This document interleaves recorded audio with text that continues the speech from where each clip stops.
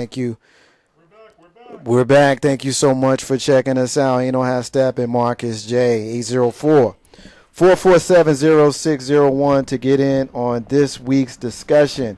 Ain't no half stepping with Marcus J. Next thing I want to kind of get into is the sports roundup. Sports roundup is where we kind of go around the world of sports and talk about a couple of things that kind of jumped out at us. The first thing that I want to mention, I don't know if anybody's paying much attention to Wimbledon, but here's what I noticed. I don't care too much for the dudes.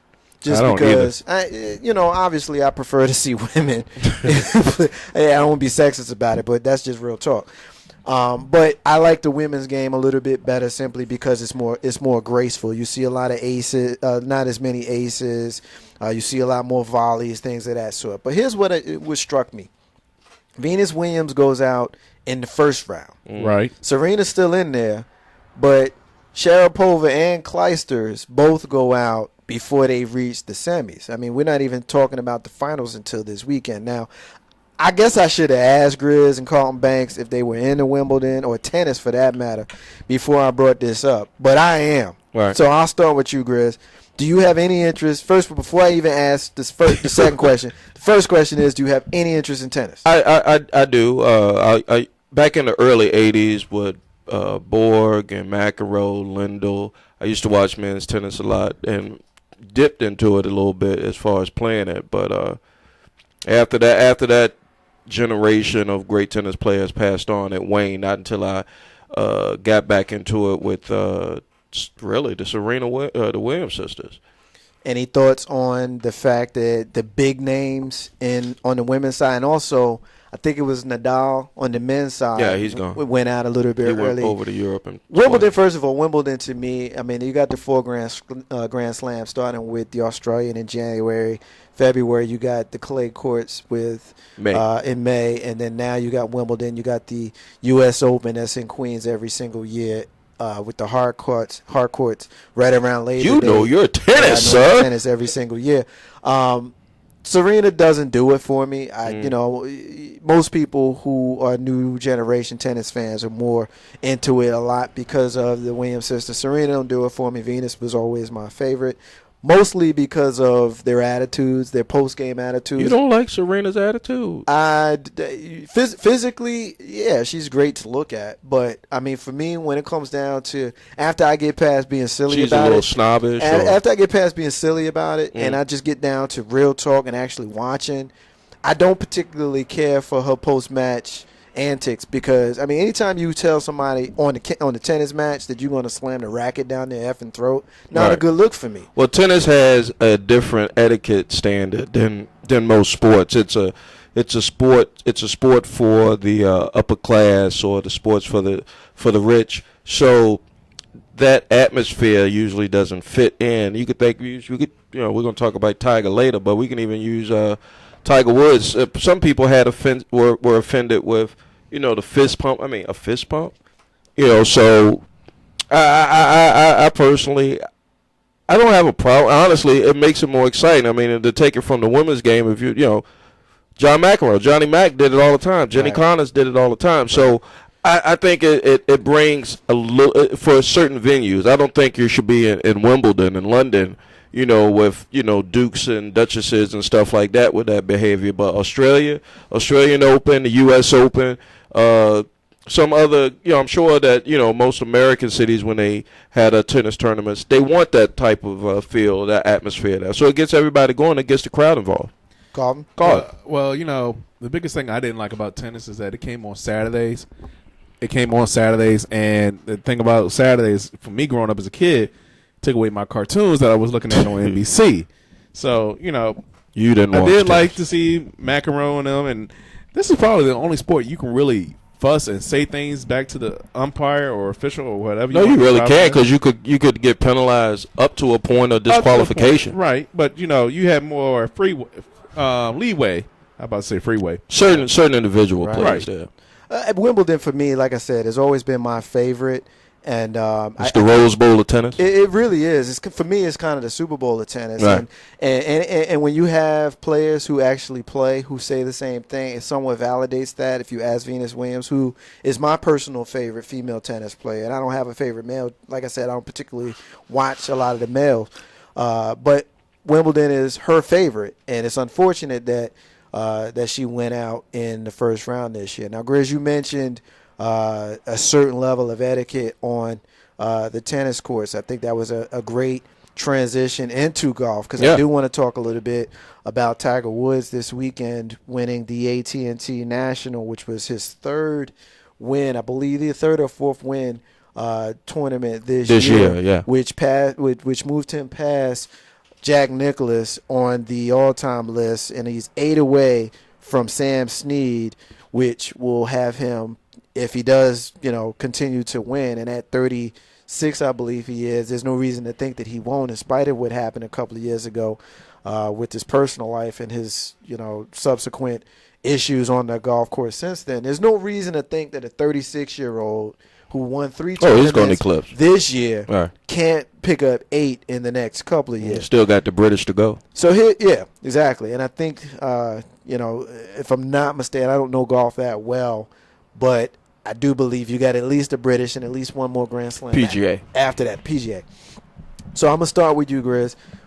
With regards to Tiger, well, first of all, again, like I did with tennis, are you a tennis fan, a golf fan? Not until Tiger. So you're somebody who will solely watch on the shoulders of Tiger Woods. Right. I got into it when he came in. All right. So my next question is this. Are you someone who will start a tournament on Thursday when it starts, watching Tiger, but it's Sunday now, and you don't see the dude with the black hat and the red shirt out there? Tiger's already lost. He's not playing. Are you paying attention? Nope. All right. Let's keep it real. All nope. Right. So now that Tiger appears to be on his way back, and I don't think anybody, whether you're a mainstream golf fan or not, thinks that Tiger's going to be back on the course that he was earlier in his career. And he is back to being the number one tennis player. I did see that. But do you think that it's likely that he will catch Sam Snead and win a whole bunch more? No doubt. And the reason I say that is every player has every player, whether it's an individual or team sport, have their peaks and they have their valleys. The pace that Tiger came out at, the way he was winning tournaments, getting top 10 finishes, being the number one moneymaker on the PGA Tour, that was it's almost impossible to maintain that over. And I would think a golfer's life considering Tiger started when he came out of college in his early 20s, and so he's been playing for maybe 10, 15 years now. To maintain that is impossible. Jack Nicklaus hasn't done it. Sammy Snead hasn't done it. So everybody, take away the fact of his personal issues with this Swedish nurse or whoever she was, but, that would affect anybody. I wouldn't go to work if I had that happen either. Right. So, now that I think he's got that beyond him, I think they were saying, some of the analysts were saying that he had a swing issue and he was going through different coaches, whatever. Right. You just find your groove. Right. Jordan, when he came back from NBA after playing baseball, but then I'm talking. It wasn't until he got to that double nickel and Masters. Yeah, it wasn't until then. It wasn't until then. Yeah. So I fully expect Tiger to just, and I expect him to do something like a Jerry Rice, right, where he puts the record so far out there, and it's gonna be another generation before somebody catches him, no doubt. And what's funny about Tiger, and I don't want to be jumping around sports too much, but I'll say this to make a point. Sure, you can do that. There's certain players, there's certain people, whether it be individual sports like golf or team sports like basketball, where there's certain players that you see and that you ain't going to see that again for a long time. Exactly. You know what I mean? And you got Tiger Woods. You got the Williams sisters. So in this case, you got 2 of them. You got somebody like Rafael Nadal, who plays tennis. Roger Federer, who also plays tennis. But then you look at somebody like LeBron James, in spite of what, and of course we weren't on the air last week, so I wasn't able to really get my commentary on him. And I heard it. Yeah. I'm going to talk a little bit about that when we get to the basketball section, and we're going to do that really brief. But there's certain people that you see that come around once a generation, and Tiger Woods is one of them. So we're going to move on from that. And I want to ask you guys a question about Major League Baseball. Now, I'm a baseball fan. Big Rube is a baseball fan, and we'll hear from Big Rube momentarily. And I know, Grizzy, you're not necessarily a baseball fan, but you're a sports fan first, and so is Carlton Banks. So I'll ask you guys as sports fans, and I know both of your hearts rely with football. So here's my question.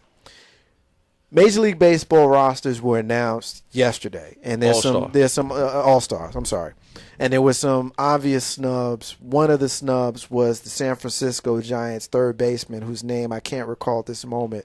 That's why he was snubbed. Right. Well, he wasn't snubbed actually. He was voted in by the fans. He's voted in by the fans to participate in the All-Star game, whereas David Wright of the New York Mets was not. David Wright's stats are considerably better than this fellow. Not only are his stats better, but this guy spent a large portion of the season on the disabled list. I see where you're going. So David Wright played in 70-some-odd games. This guy played in 40-some-odd games. David Wright's batting average is .354. This guy's batting average is a shade over .300. 300 ain't nothing to sneeze at. I mean, in baseball, but it ain't .350. If you succeed 3 out of the 10 times, you might go to the Hall of Fame. Right. But it ain't .350, like you said. So my question to you is this. Do you think it is fair, and I'm going to start with Carlton on this one. Do you think that it's fair, not so much fair, but it's the right thing for the fans to be the first line of voting with regards to the All-Star? We're going to talk about Major League Baseball because that's the subject, but we know that fans vote for football, they vote for basketball as well. But let's start with baseball. Do you think the fans should have the vote? Well, that's the whole thing. We watch the sport. We support the sport. We pay for the sport, so why not? We should get that vote. If a man got voted in and then you bring someone else who, quote unquote, wasn't voted in, then, why do you even give us the opportunity to do so? Right. What about you, Grizz? I disagree. For the simple fact of the perfect example you just made. I could be, using this baseball, I could be the utility man that, came up from Double-A in June and just set the month on fire, or had a catchphrase, or was the guy from Major League or whatever, and the fans may take a liking to me. I might only played 50 games, so I think it should be weighted. I mean, I think your peers should be able to ones, your peers, the coaching staffs. Those are the guys that see you every day. They know how much work you put in. The stats speak for themselves. The fans should vote as well, but I think it should be weighted, a certain amount, just like 10% of the total vote getters get that, because that will then keep a flash in the pan guy. And I know we're not talking about different sports, but I'll use somebody like Jeremy Lin. Yeah, I was ready to go. Yeah, talk about Jeremy Lin. Jeremy Lin came in, did a great job till he was injured, but he didn't deserve to be on the All-Star team. But I could see if the season was not cut as short as it was, easily. Well, what's funny? The city of Gotham, he could have easily made the All-Star. And he almost did, because there were a lot of talk about actually putting him on the roster. And what they ended up doing was they found another way to have him participate in the All-Star weekend. Right. The next question that I want to ask you, kind of keeping with Major League Baseball, is football and basketball, best players make the All-Star team.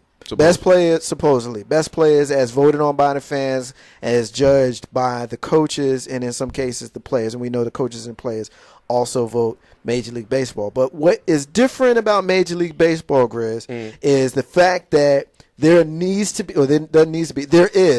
to be, by mandate of Major League Baseball, there has to be at least one player from every single team has to be represented. So you could be the worst player, or you could be the best player on the worst team. You could stink.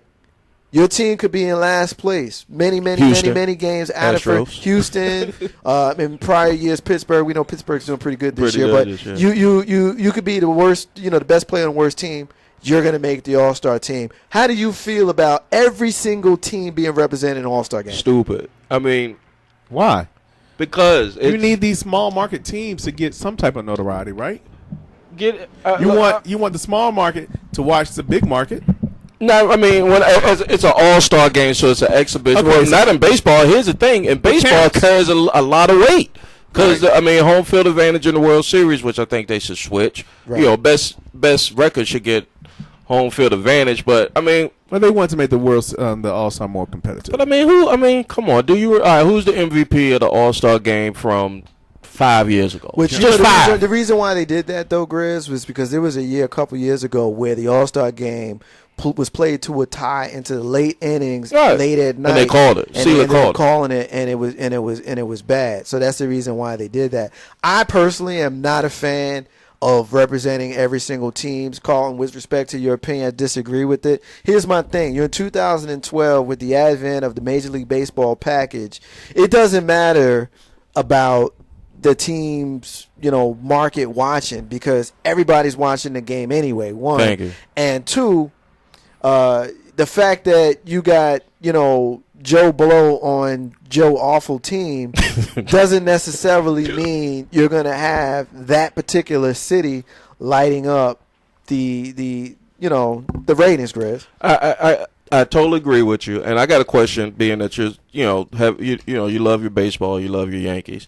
Why is it that baseball lags in just, I want to say entertainment value? I won't even say entertainment value. They just lag in getting up to the times with the other major sports. Well, and I say NBA, NFL. NHL. I don't know, but there probably might be a survey that says the NHL and the Major League Baseball might go neck and neck as far as popularity. Like they would have speak about the minorities, or at least in the United States, where African American, they would have such a great feeder or building system if they would just continue to evolve with the times. I like the adding on to the playoffs. I like that. It doesn't water it down. I mean, I'm a traditionalist too, but they need to keep more fresh blood